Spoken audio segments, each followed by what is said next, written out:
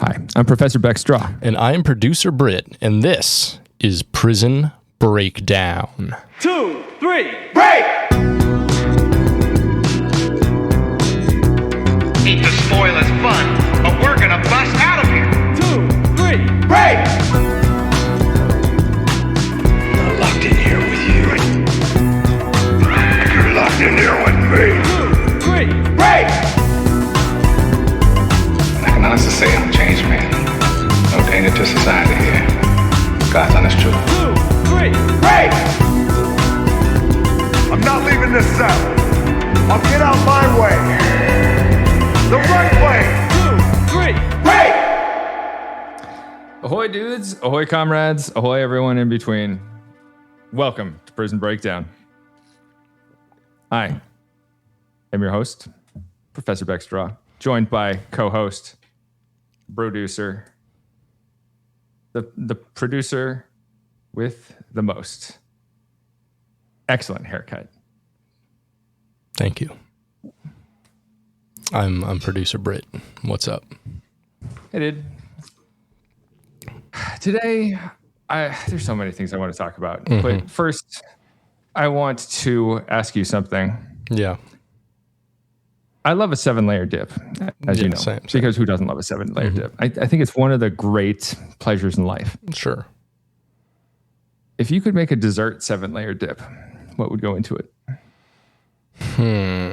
I mean, it would be like a cake parfait, I think, right? It can be anything you want. So the bottom layer is going to be like cake, okay? Bottom layers, like, and this fills up like a third of the cup, right? And then you have thinner layers on top. So Chocolate cake? What kind of cake? I'm gonna go with like the birthday cake with like it's all the different colored sprinkles and stuff in there. I love it. I know it's trash, but it's so good. delicious. It's so trashy good. So I'm gonna go with that, and then next layer is gonna be like a layer of fudge brownie. Yeah. And then we got a layer of like Reese's peanut butter, just the peanut butter, like the Reese's type peanut butter, the stuff inside there, not the Reese's peanut butter they sell at the store, like the one with like a lot of confectionery sugar in it. You gotta have a layer of that, right? Yep. Next layer, you're going to have a butterscotch pudding. Yes. See, Okay. I like where this is going. This is creative. Okay. On top of that, you are going to have a layer of chocolate chips. Dark chocolate, Yeah. I'd say.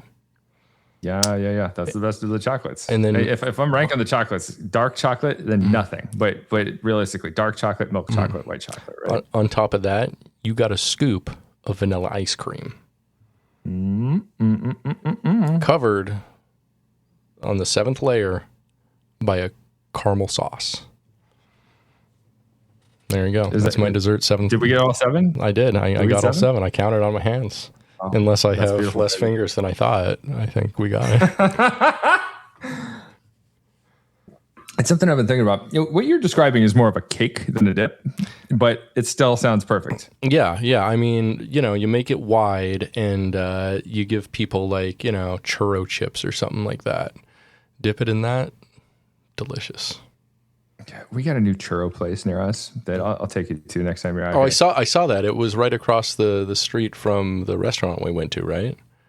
Yeah. Mm-hmm.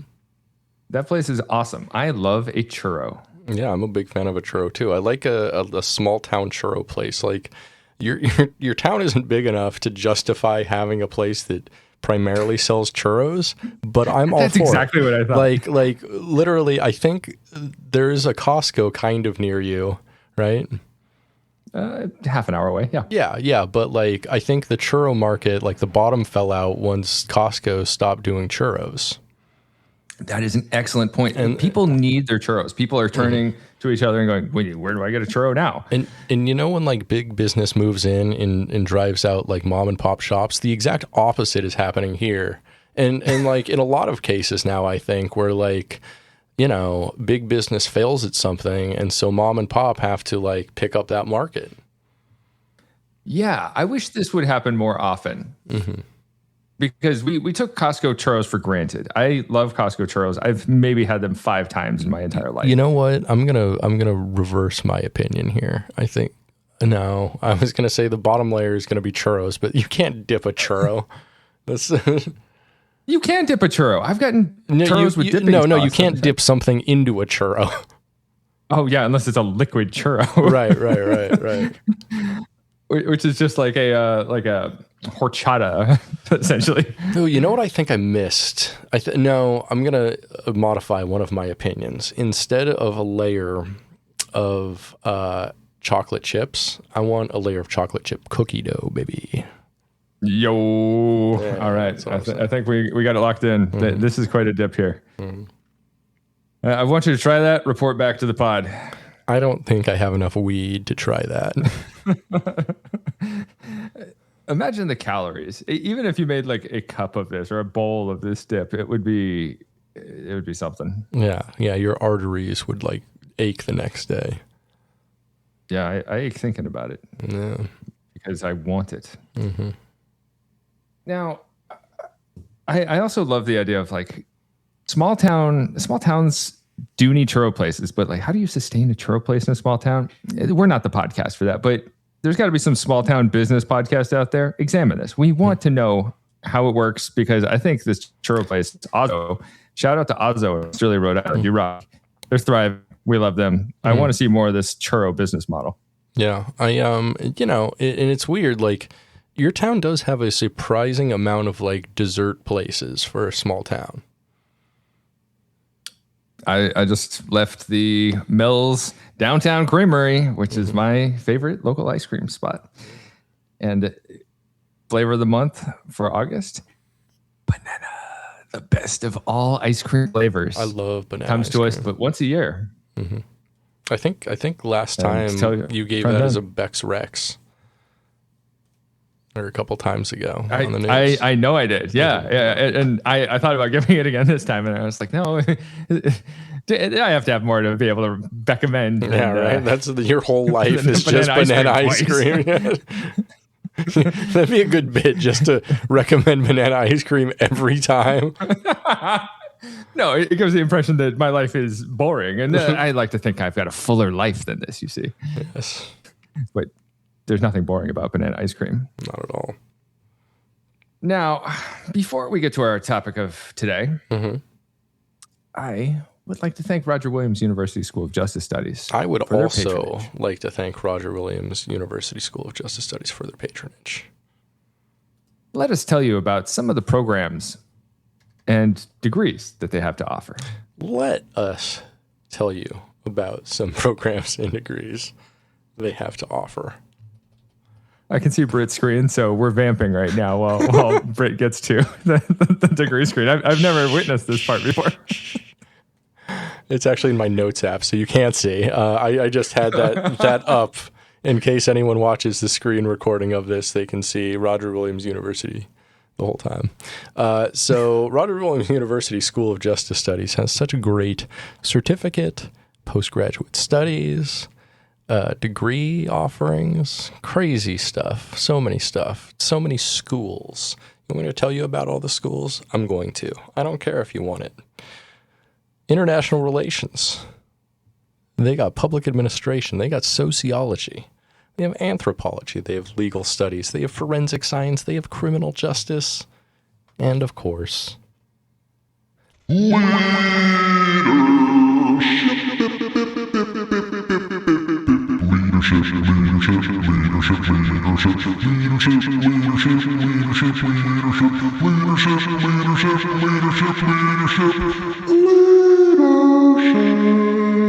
leadership. It sounds like our leadership sprung a leak. It's currently sinking. Yes. Yep. So thank you very much, Roger Williams University School of Justice Studies. We appreciate you and supporting this podcast. It helps keep us editorially independent and ad-free, just for you. And we miss Eric Bronson, who will be back in subsequent episodes. He's been taking some time off with his family this summer. Unimaginable, this guy. Thinking it's acceptable. Yeah, unacceptable. Inexcusable, indefensible. We're looking at you, Eric's family. We're his family too. And we'll see you after the summer, pal. Yeah. Does your family have a podcast? Come on.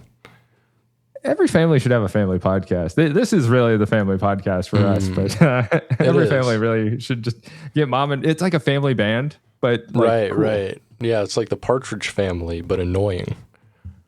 Could you imagine how annoying it would be to get like your parents on here every week and you just talk about family stuff? Nobody cares about that. Like a family reunion. Hey, remember that time Billy fell down and sprained his ankle, or Sally got bitten by a snake?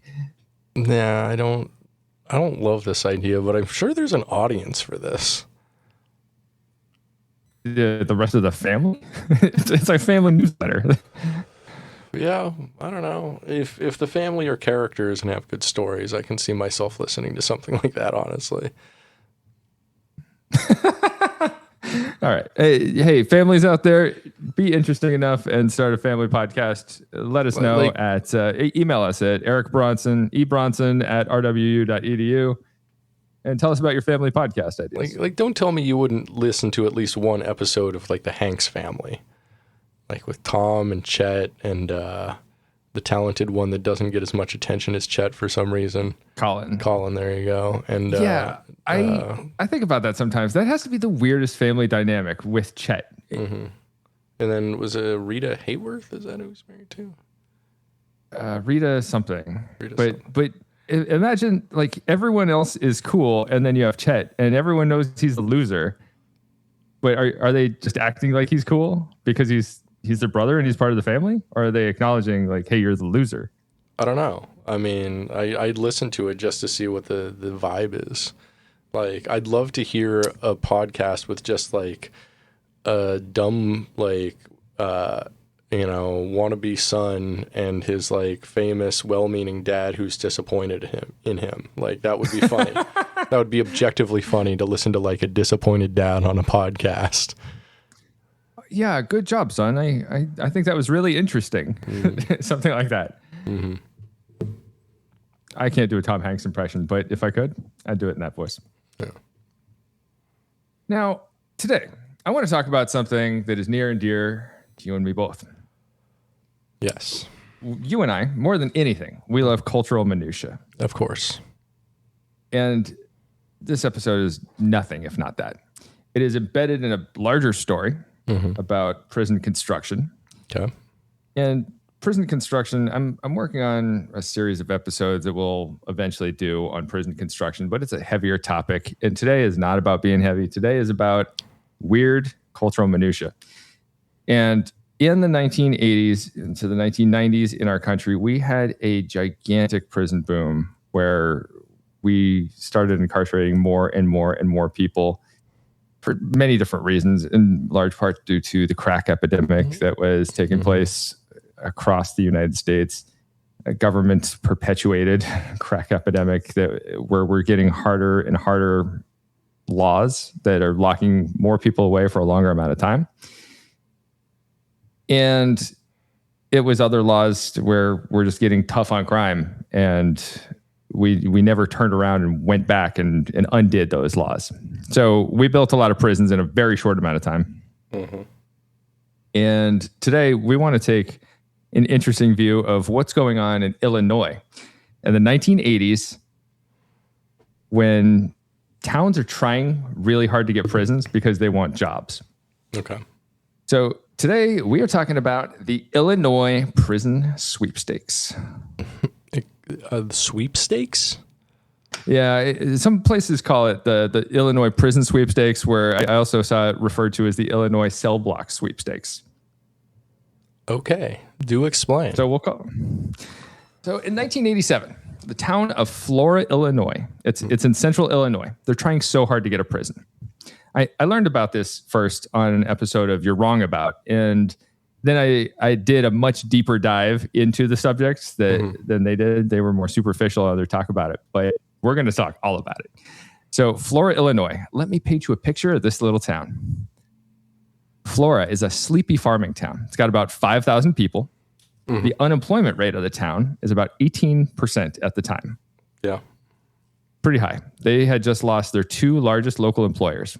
And Flora, Illinois picked out 107 acres, an industrial park, for where they wanted to put a prison. And towns were competing for prisons at the time. It's this weird trend of the era. And the Chicago Tribune was the one who termed it a cell block sweepstakes, where central and southern Illinois communities that had high unemployment, they would compete to try and get a prison in their town.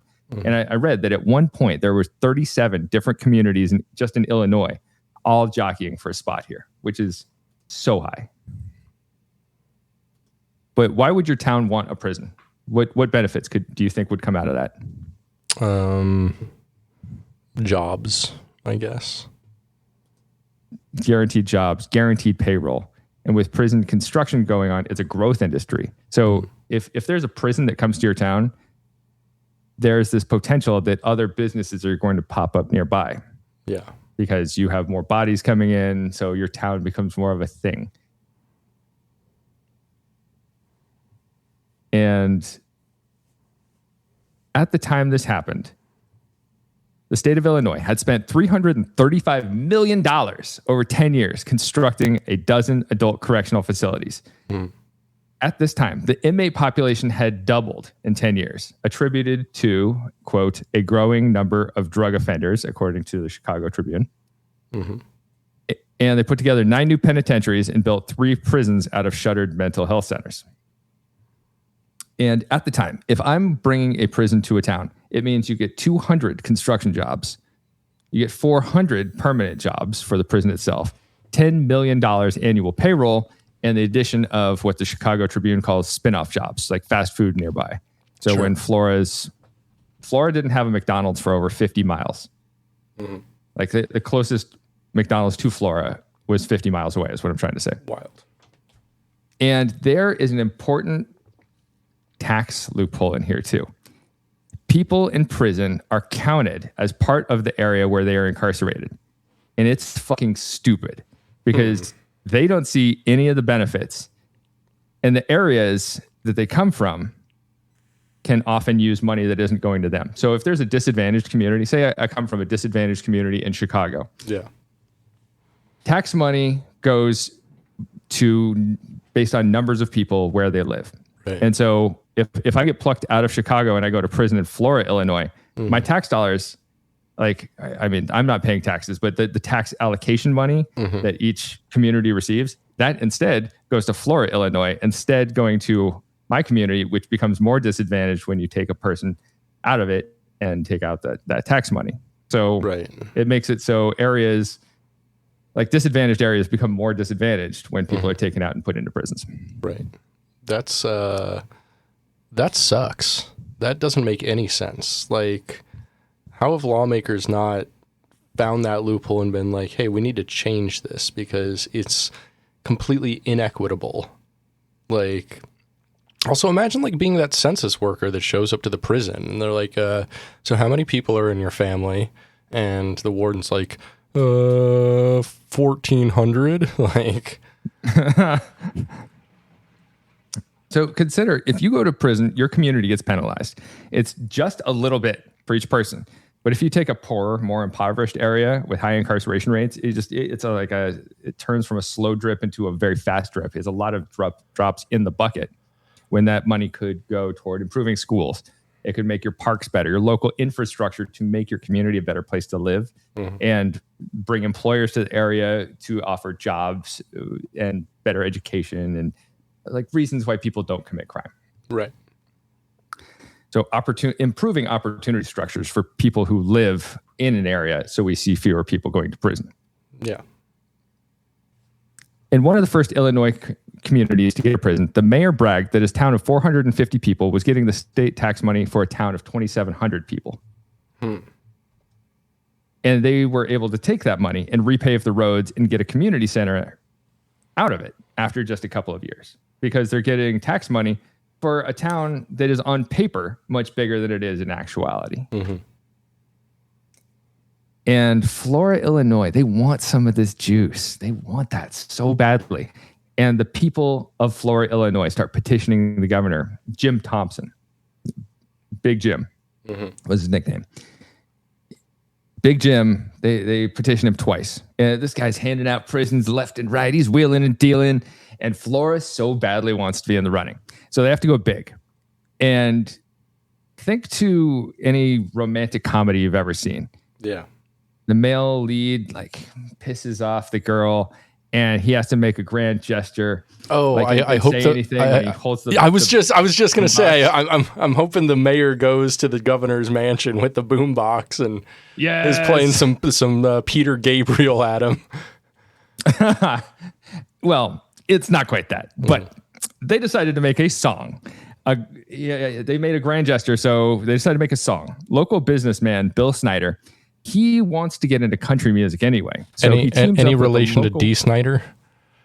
I wish, but I guarantee that this man doesn't have a fingernail worth of the musical talent of Dee Snider, the vocalist from Twisted Sister. And so Bill Snyder teams up with local police chief Ed Guyott, and together they make the Chief Ed Guyott and the Long Arm of the Law Band, and they make a song called All We Want's a Prison. Let's take a listen, shall we? I guess so. This is an open letter to the Honorable James R. Thompson, Governor of the great state of Illinois. It's always a good sign when a song starts off saying this is a letter. Sorry, what's that? I'm writing you from Flora, a town you might enjoy, but just to jog your memory, Flora is in Illinois. Now I know it's just a little place, but we've got ourselves some problems. Though we never get much outside help, you could do your part to solve them. Hard times are upon us, Gov. Depression blues are visiting. We're not asking for a lot of help. All we want's a prison.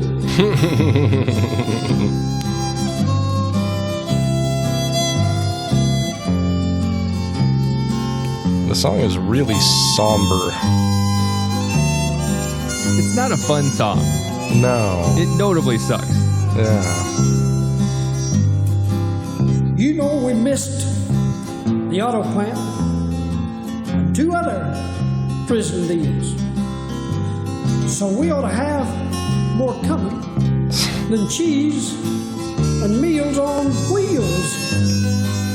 That's very entitled. If I'm lying, Gov, I'm dying. So please, do more than listen. Like Jack Thatcher says, I do like the line, if I'm lying, I'm dying. And all we want's a prison. If we're the beggars, you're the choosers. Don't make us 3-time losers. Gee whiz, Gov. Gee whiz, Gov. All we want's a prison.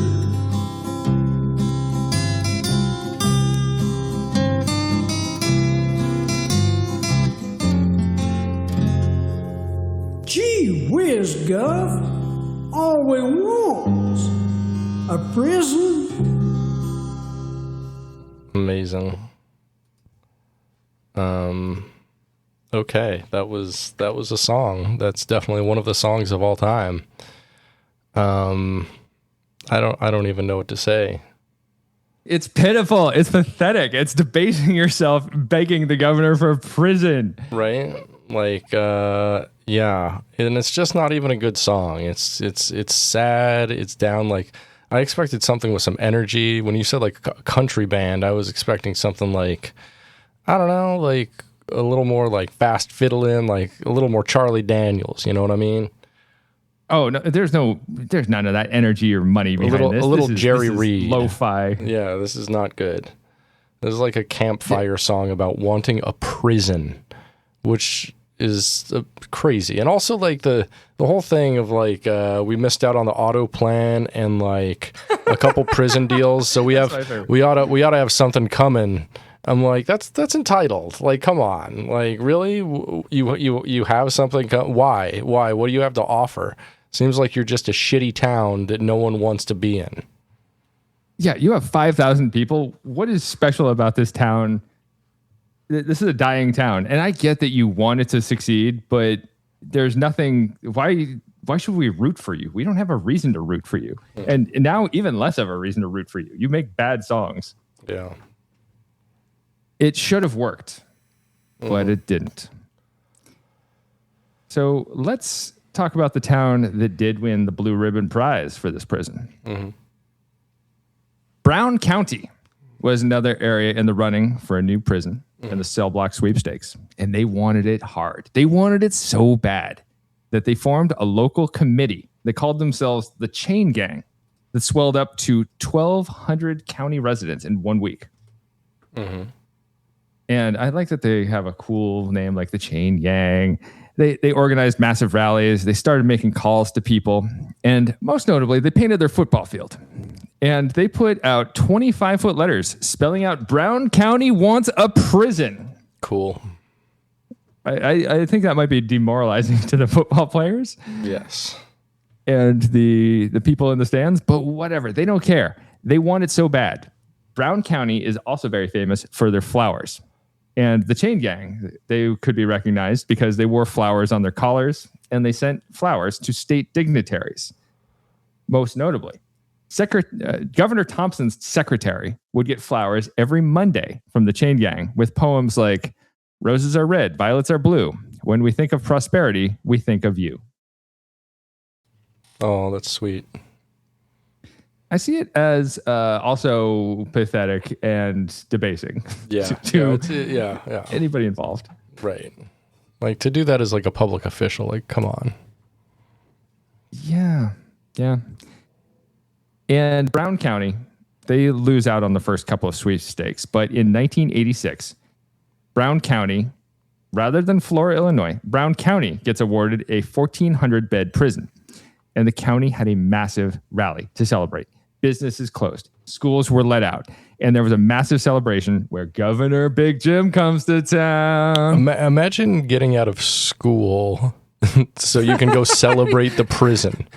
Like, I thought about that. That's a ridiculous, like, oh, we have a half day today. Why? New prison. Like, wait.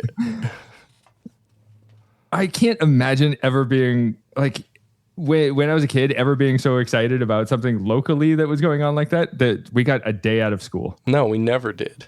They wouldn't take us out of school for like any reason unless like we had like a torrential snowstorm.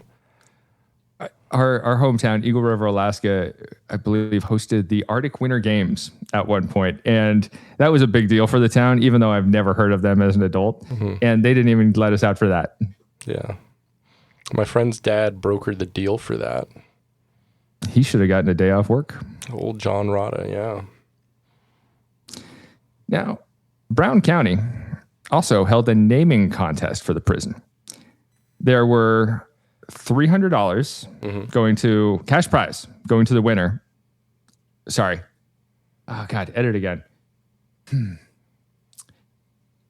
There were 300 entries for naming the prison and a cash prize of $150 going to one winner. Do you have any guesses on the winning name for this prison? Prison McPrisonface. we weren't as fun or creative back then. They named it the Western Illinois Correctional Center. That is so insanely boring. It's so boring for $150. If you're gonna have you're gonna have a contest where you give somebody money to name a place.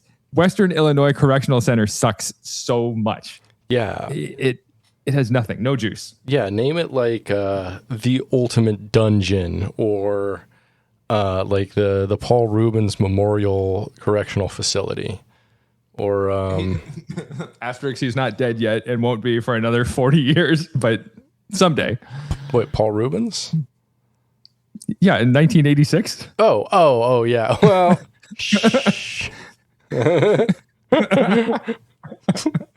that would be very confusing. One more thing to note here.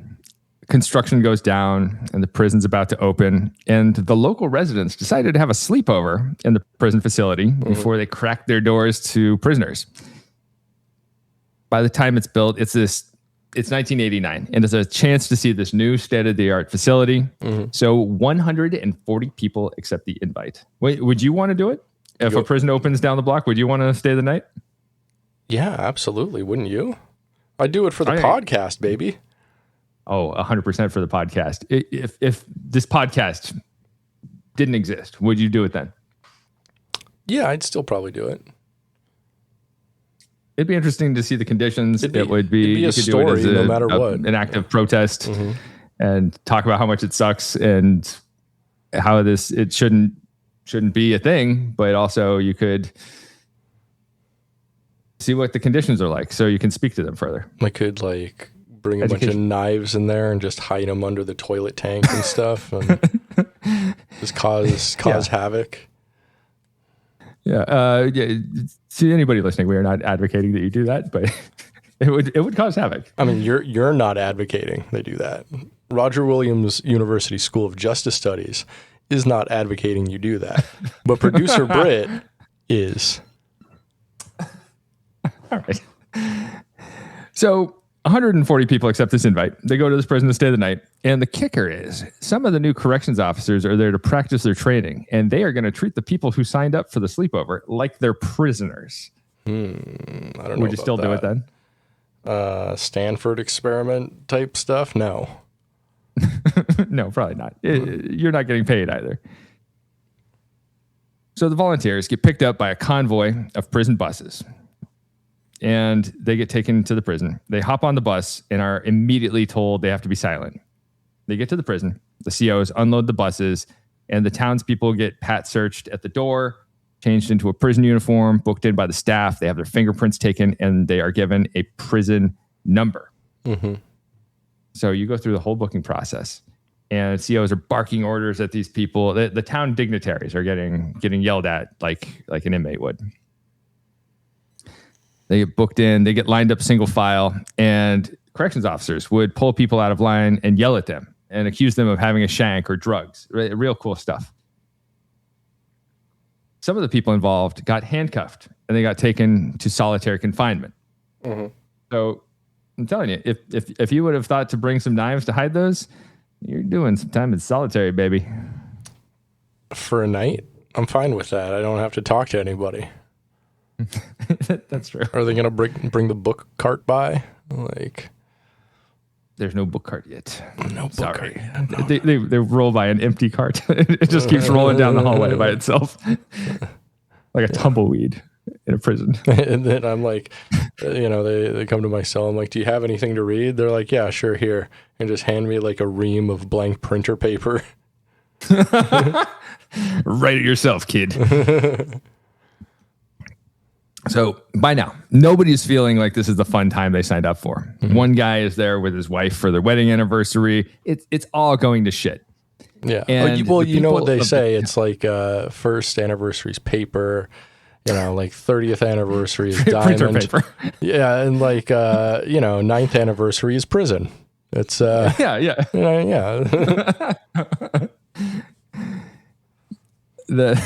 The people of the town, they get marched into an auditorium, and the COs put on a presentation for them where they show how they control prisoners. And they would have people come forward in padded suits, and they would have the K9 units attack. They would have the dogs patrolling the auditorium. It sounds like a lot, honestly. It sounds like weird intimidation tactics. Oh, it gets worse. They bring in 40 corrections officers dressed in bright orange riot gear with shields and batons for a display of power. And even then, at the time this happened in 1989, Illinois was facing lawsuits from prisoners for officer behavior, for alleging beatings and very uncool behaviors like forcing men to strip and walk close together in single file, stuff like that. Nothing happened that night. even close to this, but it's still such a bizarre flex to make people scared when the Department of Corrections is already facing scrutiny. Imagine the crazy kind of lawsuit that could happen if, like, first off, if they're going to bring in the riot police, I think these like town dignitaries and like 140 people that signed up for this should have responded by doing a prison riot. Like, oh yeah, yeah, right. Like, what are they going to do? They're not holding them there legally. Like, yeah, this is your opportunity to speak up and to be heard. really like challenge the law. Like, what would happen if that happened? Consider though, with the chain gang, these are also presumably people who really wanted this prison in town. So I think they're expecting to be afforded some kind of red carpet treatment. And this is all very strange. Very. So the COs get done with their presentation. They take people to their cells. And one guy who was interviewed much later on, he claimed that the cells were 6 feet by 10 feet, which is a whole lot of nothing. The cells have hard, narrow beds, a toilet, and a water basin. There's windows on the cells. There's no privacy. And it's these local politicians and business owners shitting and pissing next to each other, realizing that this is what incarcerated people actually go through, and this is what they signed up for with America's prisons.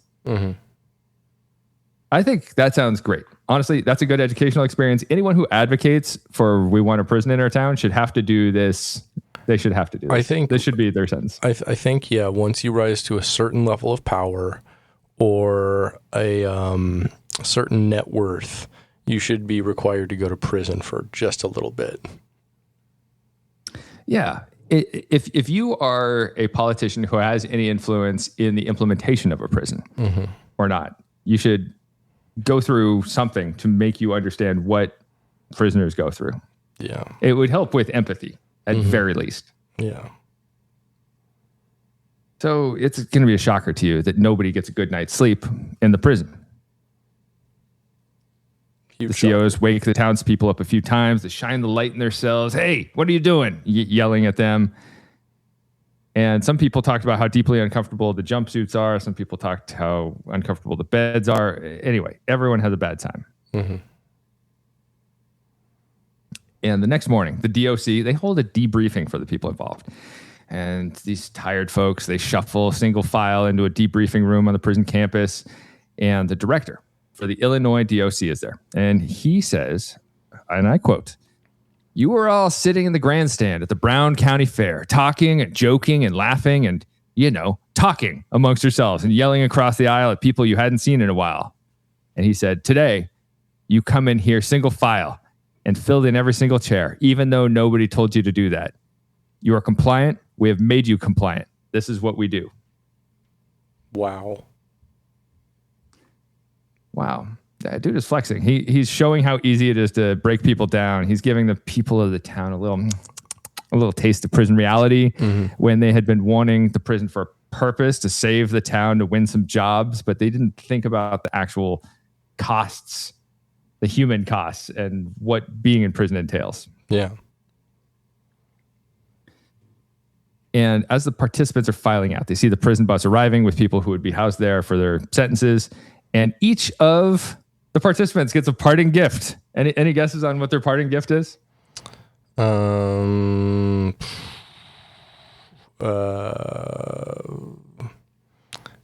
sandwich. Oh, that would be a good parting gift. They got something more memorable. Each of them was given a billy club to remember their night in prison. Interesting. Okay. That's kind of cool. I would keep that. Yeah. It's weird. It's brutal. It's like a barbaric gift, but you would find it memorable. Yeah, absolutely. It's an interesting object with a cool story. I would display it proudly. Oh yeah, one of those things you have like above your fireplace instead of the biggest trout you ever caught. You put your billy club. Chekhov's billy club. Yeah. It's like if a friend had like a samurai sword above their fireplace. That'd be so cool. I want to be friends with that guy. One of my dear friends from growing up, who you know and love as well, bought a samurai sword from Japan that he features proudly in his home, and I think it's funny and dope. Our father had several samurai swords, I believe, from Japan. Our father, he he started taking katana lessons at one point in our lives growing up. And I remember having a conversation with him where I was like, why don't you just buy a gun for like home defense if you're keeping this around to defend the house? And he said, no way. Sword versus gun, sword wins every time. And I don't think that's true. I believe that's been proven false by militaries throughout by history. Every encounter that's ever happened between a guy with a sword and a guy with a gun. There's a reason we don't outfit the U.S. military with swords.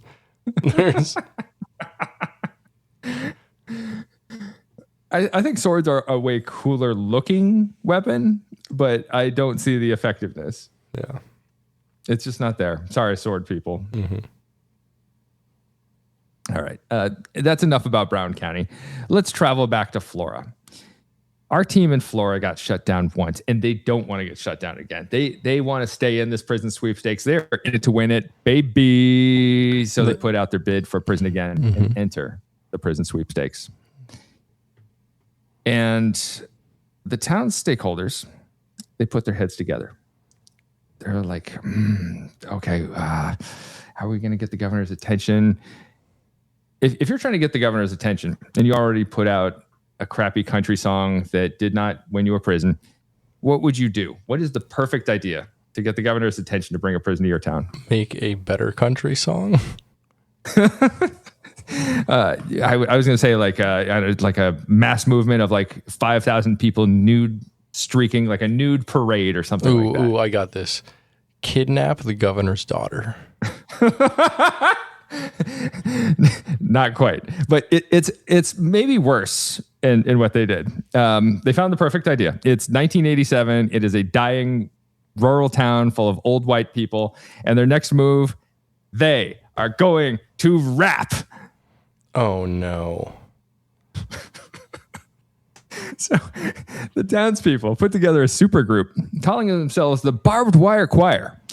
Whoa, I'm sorry. A super group implies multiple members that are good and notable. I don't think this is a super group of any means.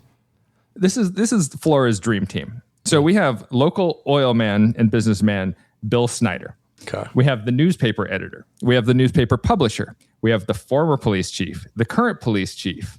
We have the mayor.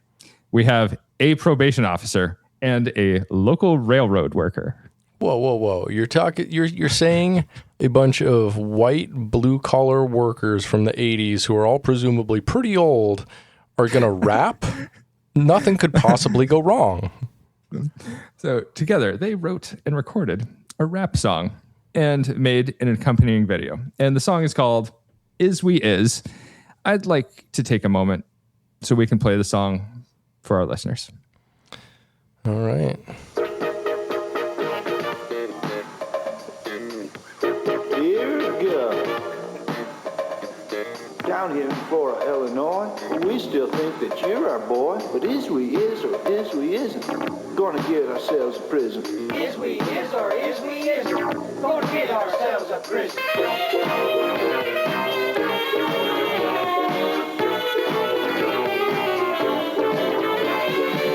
I'm Charlie, mayor of the town. I mean, I'm not going to lie, the saxophone goes pretty hard. Is we is or is we isn't Everything gonna about this get song goes hard. ourselves a prison. Is we is or The music video it's reminiscent of the Super Bowl Shuffle. I really In a like way, how it's also reminiscent of a Village People video because they all have like different costumes, not costumes, like they have the police chief and they have like a railroad worker and like a guy in a press hat to make it obvious that he publishes the town newspaper. And so they all look like the mayor is. They all look like the geriatric Village People, which at this point I think is just the Village People. But The mayor's car says mayor on the side, and he like goes to his office and he's like picking up the phone. oh, and then there's this guy now that looks exactly like, not exactly, he looks like a very budget Willie Nelson, like Willie Nelson who never discovered marijuana. The police chief is my favorite.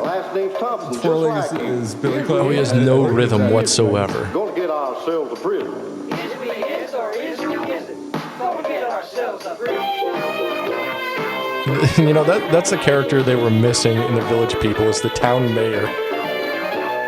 Hi, Phil, I'm probation boss. I hope we got our point across. Is we is or is we isn't? We're gonna get ourselves a prison. Is we is or is we Now the town probation boss, the guy who's like in charge of probation for the town, is rapping. Why?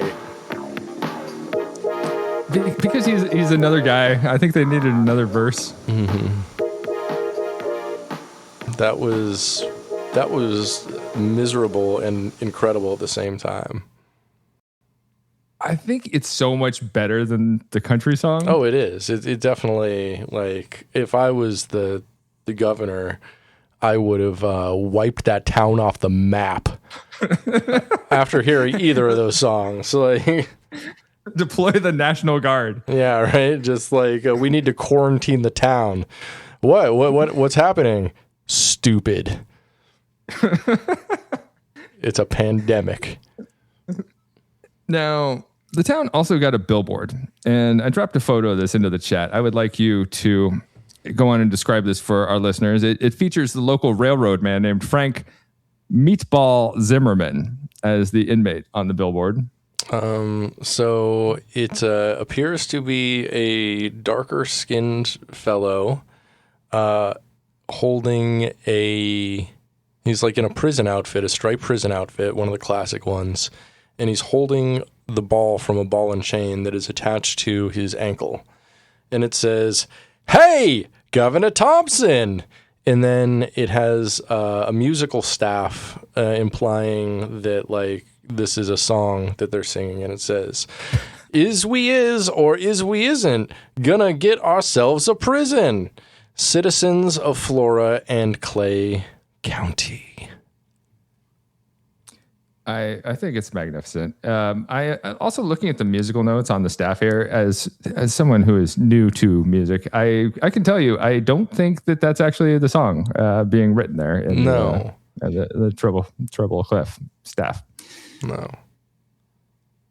So the newspaper publisher, he uses his media contacts to push the music video out into the world. And I would implore you, dear listener, producer Brit is going to put the links to the YouTube videos for the country song, which is just a song. There's no video, and the video for Is We Is. I implore you, watch the video. It's really something else.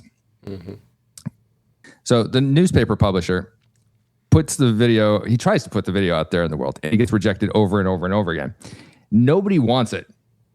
Nobody wants this music video for Is We Is until he brings it to WGN Chicago. Mm-hmm. They play the video, and it becomes a viral hit heard around the nation. Okay. And the song blows up for some reason. Yep. I can't imagine why. Everyone in like the 80s and 90s loved to hear an old white person rap. Like, whenever they were like, check out this grandma who can rap, everyone lost their minds. It is worse than any, well, my name is blank and I'm here to say type rap that was like the epitome of bad rap in the 80s and now. It is worse than that. Mm-hmm. So the song blows up, and the Barbed Wire Choir cut a record. They sold T-shirts to promote the movement. I wish these still existed. I would wear that. Mm-hmm. As an ironic shirt, like when you see a teenager wearing a Dare shirt, that would be my wearing of it. The Barbed Wire Choir writes a cookbook that has to be lost to time, and they hold a parade in Flora to promote the cause. Mm-hmm. And it brings attention to Is We Is, the song Is We Is. The music video ends up making national news. It was apparently played on Good Morning America, The Joan Rivers Show, and MTV, music television.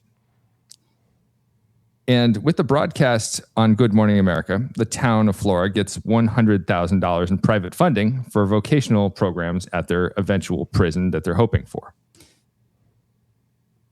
But sad news for Flora, Illinois. They asked the question, Is We Is or Is We Isn't? And the answer, we isn't. Bummer. They tried in 1987. They didn't get funding. They tried in 1988. No dice. In the end, none of this actually worked. They tried, you might say, they tried so hard and got so far, but in the end, it doesn't even matter. Doesn't even matter. One thing, I don't know why. Doesn't even matter how hard you try. That's the rap they should have sang in the Is We Is or Is We Isn't. Yeah. They're just like a pre-Lincoln Park. Lincoln Park is a neighborhood in Chicago. So this was the original Lincoln Park. Link is Park. Link is or isn't Park. Is we is or is we isn't Link Park. is we is or is we isn't Park. Yes, that's what Lincoln Park is short for. So in 1989, the legislature approves $97 million to fund a medium security prison and 2 minimum security prisons, none of which were in Flora. Flora, Illinois did not get a prison, but with all this local town spirit, they attracted some businesses that planted themselves on the site that would have been the prison. I hope they have like a year-round Spirit Halloween store in there. Ooh, I think that would really bring that'd be really good. Yeah. Or just like a fake prison. Like they should have built their own prison. That's like just a grassroots movement. Grassroots prison, just community prison. Just like we just put people in here that we want to. They don't necessarily deserve it, but like this is everyone's annoying neighbor here. Like like a vigilante-run prison where we, the people, get to decide who's annoying and who should go away. That's a good point. Vigilantes are always like doing stuff and like solving crime, either like the pedo chasers on the internet or whatever. Or like your Charles Bronsons, Paul's Kerseys in Death Wish, just going around killing people. But like no vigilantes are like putting people in their own vigilante prison. Yeah, I think we need that. Phoenix Jones, Seattle, famed Seattle superhero. He didn't have a prison. Disgraced Seattle superhero. If you really want to frame it like that, I think he was a piece of shit. Formerly cool. Okay, sure. He's a goof. All the superheroes are goofs. The whole thing is a goof. Mm-hmm. What's your thoughts on modern day vigilantes? I don't think they're good for society. I think, they're one of those things like most NGOs where like the work they're doing is work the government should probably be doing and is failing at. And but the thing is they don't have the resources or the knowledge of like a government organization, so they can't equitably or reasonably actually fill that void. And when they do try to fill the void, it is too often stupid and pointless. Like how Phoenix Jones would like confront people outside of bars and just like get in fights, like very stupid stuff. Or the Guardian Angels. I think of the Guardian Angels in New York sometimes. This group that distinguishes themselves with their red berets, and they would stop like turnstile jumpers. And it's like, man, how do you have enough time? How do you have time in your life to care about stopping turnstile jumpers? Why do you care? Great question. We don't need that. Anyway, it's all dumb. I want to end the episode by talking about Big Jim. Mm-hmm. Years later, Big Jim Thompson got critiqued for being the prison construction governor, and this was his response. Jim Thompson said, "I'm not running away from that. I'm proud of that. Where was that criticism going? It certainly wasn't going anywhere downstate when I built prisons. They were the biggest jobs in town. That one never bothered me. I said, yeah, criticize me for being a law and order governor, please. I'll give you the space." So no regrets on Jim Thompson's part. We got too many prisons in Illinois as a consequence, and we should be more wary about when a new prison comes to town. Do we need this? And in modern day, you think about putting prisons in where, and I think back to a documentary we watched and talked about last year, the Alabama solution, and Governor Kay Ivey wanting to put this this prison into Alabama that was going to cost $1 billion, and so much of that was giving jobs to people who supported her campaign, and just like the glad handing that happens because of it. Mm-hmm. It's part of this prison industrial complex. We don't need more prisons. We need to be like looking at who should actually be in prison, who shouldn't be in prison, and what other options can we use instead of prison, and then maybe using fewer prisons. Maybe it's not that radical of an idea. No, shouldn't be. We should be much more discriminating with like why people go to prison and what other options are there for people instead of prison that we could use that would be more effective for both them and for the community, which is not that crazy to think about. Not at all. Yeah, it's that's a wild tale. It's a wild tale, and it did give us some banger songs, though.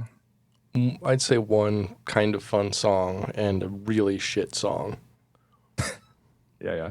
Listener, it's up to you to decide which one is which. Mm-hmm. Well, I think that's that, said the Cat in the Hat. Let's move on to something cooler than prisons. Let's talk about some movies, baby. It's a movie minute, baby. Movie minute. Movie minute. 60 seconds with producer Brit to talk about movies. Hey, let's put 60 seconds on the clock. So last time, Judge Jacqueline Heathcott challenged me to watch 1994's The Last Seduction, which is an erotic crime thriller directed by John Dahl, best known as an acclaimed modern television director, and written by Steve Barnkick. This film is about Bridget Gregory, who's played wonderfully by Linda Fiorentino, who lives in New York City with her husband Clay, as played by Bill Pullman. Clay is a crooked doctor who sells a bunch of pharmaceutical cocaine, but then he hits Bridget, so she takes off to Buffalo, New York with the cash. In Buffalo, she meets Mike, an insurance agent played by Peter Berg, and they soon strike up a romance. As the two become more involved and Clay gets closer to finding her, Bridget finds her inner femme fatale and plots to get rid of her husband and everyone he's hired to find her. This was a pretty good film. Compelling plot, really good acting, good script, good music, and good directing. If I had to take any issues with the movie, it'd probably be its pacing sags here and there, and the movie might have benefited with maybe 10 or 15 minutes cut from it. Even so, I enjoyed this one and would recommend it to anyone who enjoys a little neo-noir femme fatale movie. 3.5 out of 5 soups. Tell me about her portrayal of a psychopath. What do you think of that? It was really interesting because, like, she definitely, like, was calculating the whole time. Like, you could see, like, the wheels turning and, like, ways for her to get her way no matter what. And in the end, spoiler alert, she kind of does. It seems. It seems. I don't know.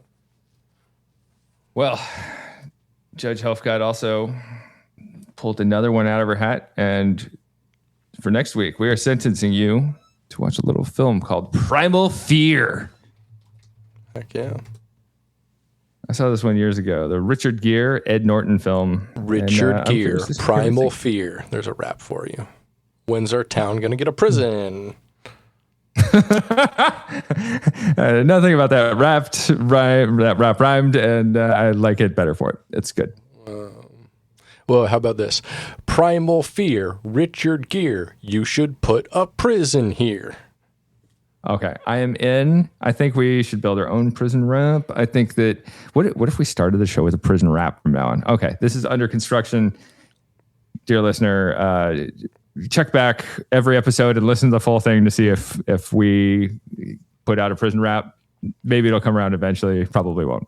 Yeah, all right. But you don't know unless you listen. You like, you rate, and subscribe. And thank our sponsor, Roger Williams University School of Justice Studies. Heck yeah. Thank you so much.